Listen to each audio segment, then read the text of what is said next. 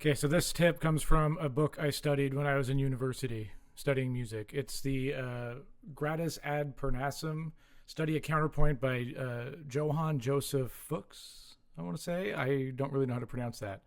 But this book is good for like Baroque style counterpoint. And I feel like it might not be that interesting if you're going to follow this exactly and try to put in all of those little rules and stuff to make your compositions just so.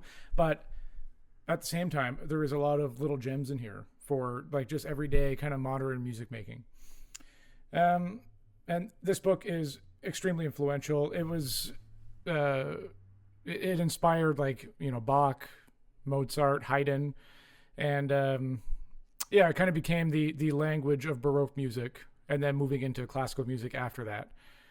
So, yeah, it's just old. It's a few hundred years old, like 1600s, 1700s, and yeah, like I said, it inspires Bach. So this is Leipzig in Germany, and this is where Bach spent a lot of time composing in a church, the St. Thomas Church. And you can go here today. They have like monuments and stuff and statues, little square. You can commune with history here. Look at this place.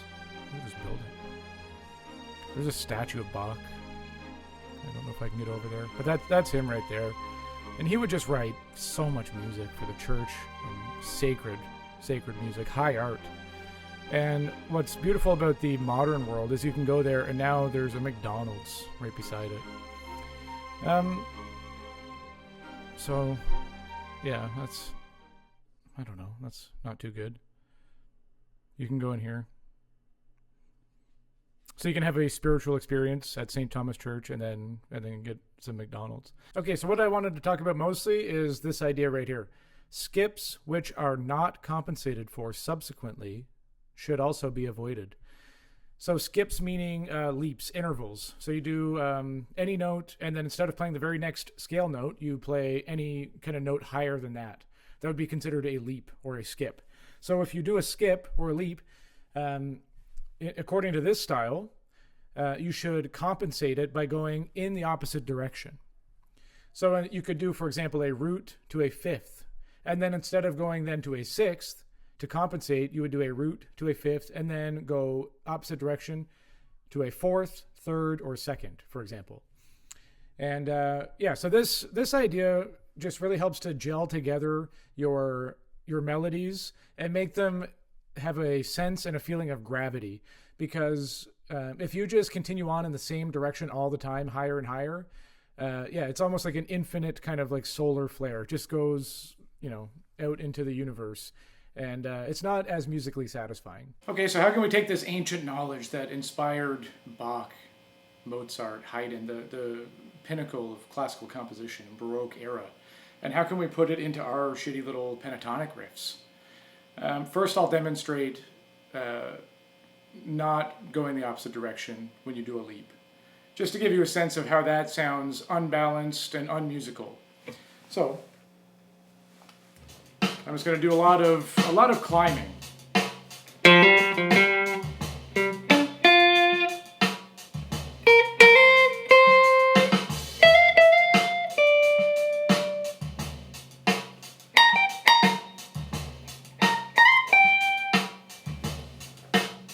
So that's a strange little example. Disjointed, not a lot of phrases, jumping around the neck, just going higher and higher. There's no gravity to any of that playing. It's not musically satisfying. So let's see if I want to practice this. What I would do is I would start on some note. I'll start on the root in this case. And I will try doing different things, jumping up to each interval that is a leap. So the root in G minor pentatonic. I'm going to go with the root right here, 5th fret, D string. And so it's not a leap to go from here to that B flat on the G string. That is stepwise in the scale. That's not a leap. So I'm going to make my first leap with the root to the C, to the 4th. So I'll do that, the 5th, the 7th, and the octave. And I'm going to pause there. I'm not going to go and keep going up. because like the book says, if you can play lines that a singer would be able to sing, it's a good benchmark for playing a musical line or something that is a little more melodic in nature. So start with the fourth, and here we go. So I do my leap, and then I go in the opposite direction.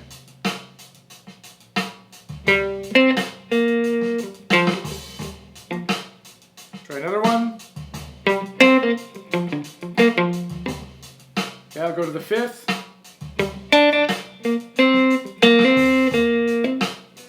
So I did this. Root 5.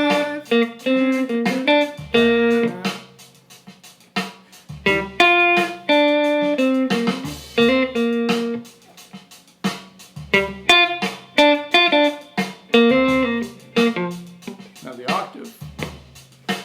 Octave.